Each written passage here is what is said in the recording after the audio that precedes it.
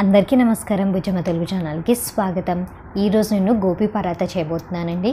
గోబీ పరాటా చేయడానికి క్యాలీఫ్లవర్ని గ్రేట్ చేసుకోవాలి. ముందుగా పెద్ద హోల్స్ ఉన్న గ్రేటర్ యూజ్ చేసి ఇలా గ్రేట్ చేసుకున్న తర్వాత మెజరింగ్ కప్ యూజ్ చేసి మెజర్ చేసుకోండి. ఇక్కడైతే నాకు 1.5 కప్ వచ్చింది. 1.5 కప్ బౌల్లోకి తీసుకుంటున్నాను.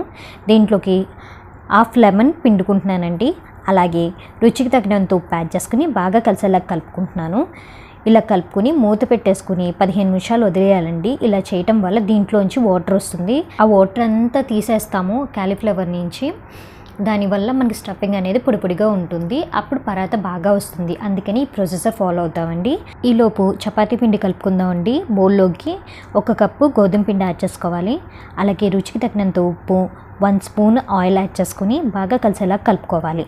ఇలా కలుపుకున్న తర్వాత కొంచెంగా వాటర్ యాడ్ చేసుకుంటూ పిండిని సెమీ సాఫ్ట్గా కలుపుకోవాలండి. హార్డ్గా ఉండకూడదు, అలాగే బాగా సాఫ్ట్గా ఉండకూడదు, సెమీ సాఫ్ట్గా ఉండాలి. ఇలా కలుపుకున్న తర్వాత మూత పెట్టేసుకుని 15 నిమిషాలు రెస్ట్ ఇచ్చేయండి. ఈ లోపలే మనం క్యాలీఫ్లవర్ నుంచి వచ్చిన వాటర్ని స్క్వీజ్ చేసేసుకుని స్టఫింగ్ ప్రిపేర్ చేసుకుందాం. ఇప్పటివరకు మన ఛానల్ని ఎవరైనా సబ్స్క్రైబ్ చేసుకోకపోతే మన ఛానల్లో కంటెంట్ ఉందని అనుకుంటే తప్పకుండా సబ్స్క్రైబ్ చేసుకోండి. చూడండి ఎంత వాటర్ వచ్చిందో. ఇప్పుడు ఈ వాటర్ని తీసేసి క్యాలీఫ్లవర్ని బౌల్లోకి తీసుకోండి. దీంట్లోకి 1/2 ఇంచు అల్లం ముక్కని తురుముకుని యాడ్ చేసుకోవాలి. అలాగే 2 పచ్చిమిర్చి చిన్నగా కట్ చేసుకుని యాడ్ చేసుకోవాలి. కొంచెం కొత్తిమీర, 1/2 టీ స్పూన్ జీలకర్ర, 1/2 టీ స్పూన్ పసుపు, 1/2 టీ స్పూన్ కారము, 1/2 టీ స్పూన్ ధనియాల పొడి, 1/2 టీ స్పూన్ జీలకర్ర పొడి యాడ్ చేసుకుని బాగా కలిసేలా కలుపుకోవాలి. స్టఫింగ్ అయితే ప్రిపేర్ అయిపోయిందండి. ఇప్పుడు చపాతీ పిండిని ఈక్వల్ పార్ట్స్ కింద డివైడ్ చేసుకుని బాల్స్ కింద రెడీ చేసుకుని ఉంచుకోండి. చపాతీ పీట మీద కొంచెం గోధుమ పిండితో డస్ట్ చేసుకోండి. ఇలా డస్ట్ చేసుకున్న తర్వాత ఒక బాల్ తీసుకుని మనం చపాతీ ఎలా రోల్ చేసుకుంటున్నామో అలాగే రోల్ చేసుకోవాలి.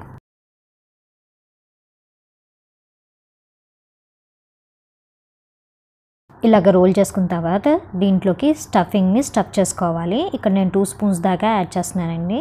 యాడ్ చేసుకున్న తర్వాత జాగ్రత్తగా చేతిలోకి తీసుకుని లైట్గా ఫోల్డ్ చేస్తూ అన్ని ఎడ్జెస్ని మిడిల్లో తెచ్చేసుకుని పోట్లీలాగా చేసుకొని ఎక్స్ట్రా పార్ట్ని ట్విస్ట్ చేస్తూ తీసేసేయండి. ఇలా తీసేసిన తర్వాత లైట్గా డస్ట్ చేసుకుని లైట్ ప్రెషర్ ఇస్తూ రోల్ చేసుకోండి.